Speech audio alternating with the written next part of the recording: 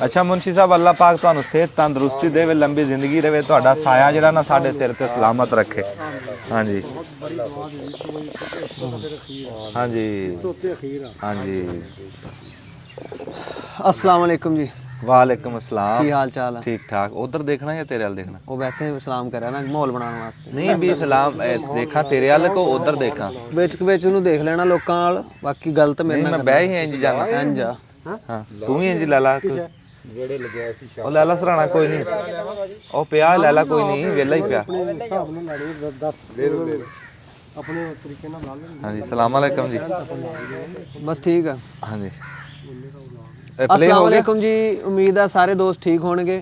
ਅੱਜ ਆਪਾਂ ਮੁਲਾਕਾਤ ਕਰਦੇ ਆ ਪੰਜਾਬੀ ਜ਼ੁਬਾਨ ਦੇ ਮਸ਼ਹੂਰ ਬੁਲਾਰ ਅੰਜਮ ਸਰੋਇਆ। ਹਾਂਜੀ ਵਾਲੇਕੁਮ। ਇਸ ਟਾਈਮ ਸੋਸ਼ਲ ਮੀਡੀਆ ਦੇ ਉੱਤੇ ਬਹੁਤ ਜ਼ਿਆਦਾ ਵਾਇਰਲ ਆ ਤੇ ਇਹਨਾਂ ਦੀਆਂ ਗੱਲਾਂ ਹਰ ਖਾਸੋ ਆਮ ਤੱਕ ਪਹੁੰਚ ਰਹੀਆਂ ਤੇ ਬੜੇ ਪਿਆਰੇ ਅੰਦਾਜ਼ 'ਚ ਗੱਲਬਾਤ ਕਰਦੇ ਆ ਤੇ ਅੱਜ ਉਹਨਾਂ ਨੂੰ ਮਿਲਦੇ ਆ। ਪਹਿਲਾ ਇੰਟਰਵਿਊ ਹੈ ਜੀ ਇਹਨਾਂ ਦਾ, ਹਲੇ ਤੱਕ ਕੋਈ ਇੰਟਰਵਿਊ ਨਹੀਂ ਆਇਆ ਤੇ ਉਮੀਦ ਆ ਦੋਸਤ ਪਸੰਦ ਕਰਨਗੇ। ਤੇ ਜਿਨ੍ਹਾਂ ਨੇ ਨਹੀਂ ਹਲੇ ਤੱਕ ਇਹਨਾਂ ਦੇ ਬਾਰੇ ਦੇਖਿਆ ਉਹ ਅੰਜਮ ਸਰੋਇਆ ਦਾ ਸਰਚ ਕਰੋਗੇ ਤੇ ਉਹ ਬੜੀ ਚੰਗੀ ਤਰ੍ਹਾਂ ਜਾਣ ਜਾਣਗੇ ਤੇ ਗੱਲਬਾਤ ਕਰਦੇ ਆ। अस्सलाम वालेकुम जी।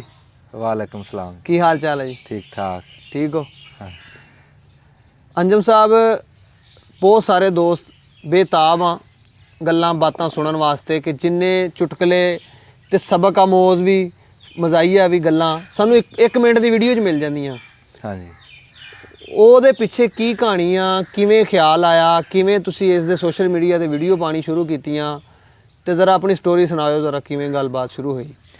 ਗੱਲਾਂ ਤਾਂ ਜੀ ਆ ਬਜ਼ੁਰਗਾਂ ਦੇ ਜੀ ਆ ਜੁੱਤੀਆਂ ਦਾ ਸਦਕਾ ਜੀ, ਇਹਨਾਂ ਤੋਂ ਸਿਆਣਿਆਂ ਤੋਂ ਸੁਣੀ ਦੀਆਂ ਤੇ ਉਹ ਗਾਂ ਤੁਹਾਨੂੰ ਪਹੁੰਚਾ ਦਈਦੀਆਂ। ਅੱਛਾ। ਤੇ ਖਿਆਲ ਇਦਾਂ ਆਇਆ ਵੀ ਉਹ ਜ਼ਿਮੀਂਦਾਰਾਂ ਦੇ ਨਾ ਮੈਂ ਮਸਲਿਆਂ ਤੋਂ ਪਰੇਸ਼ਾਨ ਸੀ ਜੀ। ਜ਼ਿਮੀਂਦਾਰਾਂ ਦੀ ਸੁਣਦਾ ਕੋਈ ਨਹੀਂ, ਕਿਸਾਨਾਂ ਦੀ ਪਿੰਡਾਂ ਵਾਲਿਆਂ ਦੀ ਸੁਣਦਾ ਕੋਈ ਨਹੀਂ। ਇੱਕ ਦੂਜੀ ਗੱਲ ਤੋਂ ਮੈਂ ਪਰੇਸ਼ਾਨ ਸੀ, ਜਿਹੜਾ ਨਾ YouTube ਤੇ ਝੂਠ ਬਹੁਤ ਚੱਲਦਾ। ਆਖੇ ਕੱਟੇ ਰੱਖ ਲਓ, ਵੱਛੇ ਲੱਖ ਲਓ, ਕਰੋੜਾਂ ਰੁਪਈਆ ਤੇ ਆਫ ਲਾ ਲਓ, ਧਨੀਆ ਲਾ ਲਓ ਤੇ ਲੱਖਾਂ ਰੁਪਈਆ। ਤੇ ਉਹ ਉਸ ਗੱਲ ਤੋਂ ਨਾ ਮੈਂ ਬੜਾ ਪਰੇਸ਼ਾਨ ਸੀ। ਅਸੀਂ ਆਪ ਕੱਟੇ ਰੱਖੇ ਸੀ, ਪਹਿਲੀ ਵੀਡੀਓ ਮੈਂ ਬਣਾਈ ਵੀ ਕੱਟਿਆਂ ਦੇ ਸੀ। ਉਹ ਵੀਡੀਓ ਦੇਖ ਕੇ ਅਸੀਂ ਉਹ ਫਾਰਮ ਬਣਾਇਆ ਸੀ ਤੇ ਸਾਨੂੰ ਉਹਦੇ ਚੋਂ ਕੋਈ ਸ਼ੈ ਨਹੀਂ ਬਚੀ, ਲੈਣੇ ਤੇ ਦੇਣੇ ਪੈ ਗਏ। ਹਾਂ ਘਾਟਾ ਹੀ ਪਿਆ ਸਾਨੂੰ। ਉਹ ਜਿੱਦਾਂ ਜਿੱਦਾਂ ਹੋਈ ਸੀ ਉਦਾਂ ਉਦਾਂ ਮੈਂ ਵੀਡੀਓ ਬਣਾ ਕੇ ਲਾਤੀ ਤੇ ਉਹ ਮਸ਼ਹੂਰ ਹੋ ਗਈ ਤੇ ਉਹ ਲੋਕਾਂ ਦੀ ਮਿਹਰਬਾਨੀ, ਉਹਨਾਂ ਨੇ ਗੱਲ ਸੁਣੀ।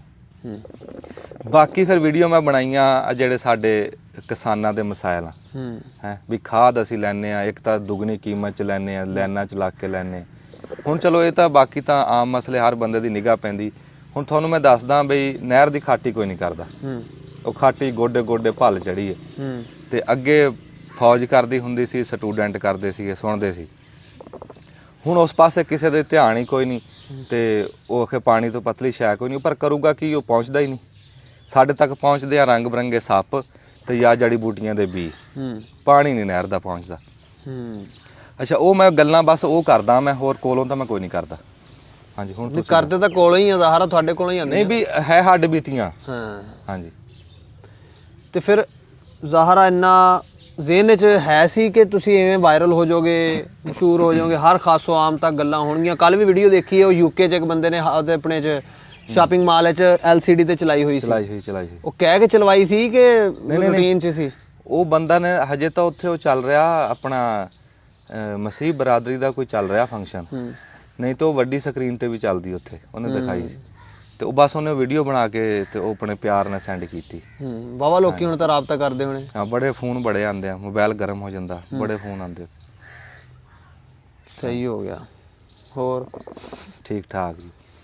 ਅੱਛਾ ਆਪਣਾ ਪਿੰਡ ਕਿਹੜਾ ਮੇਨ, ਜਿਹੜਾ ਲੋਕੀ ਪੁੱਛਦੇ ਆ ਵੀ ਕਿੱਥੋਂ ਤਾਲੁਕ ਆ? ਵੈਸੇ ਜੀ ਪਿੱਛੋਂ ਤਾਂ ਸਾਡੇ ਜਿਹੜੇ ਬਜ਼ੁਰਗ ਉੱਠ ਕੇ ਆਏ ਸੀ ਉਹ ਅੰਬਾਲਾ ਜ਼ਿਲ੍ਹਾ ਸੀ, ਰਿਆਸਤ ਪਟਿਆਲਾ ਸੀ ਤੇ ਪਿੰਡ ਬਕਨੌਰ ਸੀ। ਮੈਂ ਪਿਛਲੇ ਆਪਣੇ ਨਾ ਇੱਕ ਵੀਡੀਓ 'ਚ ਦੱਸਿਆ ਸੀ ਵੀ ਸਾਡੀ ਨਾ ਤਹਿਸੀਲ ਨਰੈਣਗੜ੍ਹ ਸੀ। ਅੱਛਾ। ਪਰ ਉਹ ਮੈਨੂੰ ਲੱਗਦਾ ਵੀ ਉਹ ਮੈਂ ਗਲਤ ਦੱਸੀ। ਅੱਛਾ। ਨਰੈਣਗੜ੍ਹ ਤੋਂ ਨਾ ਪਿੰਡ ਬਕਨੌਰ ਦੂਰ ਆ, ਦੋ ਹੀ ਪਿੰਡ ਆ ਬਕਨੌਰ ਤੇ ਉਹ ਰਿਆਸਤ ਪਟਿਆਲੇ 'ਚ ਆਉਂਦੇ ਆ ਤੇ ਅੰਬਾਲੇ 'ਚ ਵੀ ਆਉਂਦੇ ਆ। ਅੰਬਾਲੇ ਦੇ ਨੇੜੇ ਪੈਂਦਾ ਬਕਨੌਰ, ਇੱਕ ਦੂਰ ਪੈਂਦਾ। ਉਹ ਜਿਹੜਾ ਨੇੜੇ ਵਾਲਾ ਨਾ ਉਹ ਸਾਡਾ ਸੀ ਤੇ ਉਹ ਨਰੈਣਗੜ੍ਹ ਤੋਂ ਦੋਵੇਂ ਦੂਰ। ਨਹੀਂ ਹੁਣ ਫਿਰ ਮੈਨੂੰ ਉੱਥੋਂ ਇੰਡੀਆ ਤੋਂ ਫੋਨ ਆਇਆ ਨਾ ਤੇ ਉਹਨਾਂ ਨੇ ਦੱਸਿਆ ਵੀ ਇਹ ਨਰੈਣਗੜ੍ਹ ਤੋਂ ਬਹੁਤ ਦੂਰ ਆ ਹੈ ਹੂੰ ਤੇ ਅੰਬਾਲੇ ਚ ਆਉਂਦੇ ਆ ਤੇ ਉਂਝ ਹੈ ਵੀ ਰਿਆਸਤ ਵੀ ਪਟਿਆਲਾ, ਜ਼ਿਲ੍ਹਾ ਅੰਬਾਲਾ ਹੀ ਹੈ। ਜ਼ਿਲ੍ਹਾ ਅੰਬਾਲਾ ਹੀ ਹੈ, ਹਾਂਜੀ। ਤੇ ਇੱਥੇ ਪਾਕਿਸਤਾਨ 'ਚ ਕਿਹੜਾ ਪਿੰਡ ਆ? ਪਾਕਿਸਤਾਨ ਚ ਜੀ ਸਾਡਾ ਪਿੰਡ ਆ 452 ਗਾਫਬੇ, ਮੰਡੀ ਰਹਿਮੇਸ਼ਾ, ਠੀਕ ਹੈ। ਹਾਂਜੀ। ਤਾਂਦਲਿਆਂ ਵਾਲਾ ਸਾਡੀ ਤਹਿਸੀਲ ਆ ਤੇ ਜ਼ਿਲ੍ਹਾ ਸਾਨੂੰ ਲੈਲਪੁਰ ਲੱਗਦਾ, ਜਿਹਨੂੰ ਫੈਸਲਾਬਾਦ ਕਹਿਣ ਲੱਗ ਗਏ, ਹੂੰ ਹਾਂਜੀ।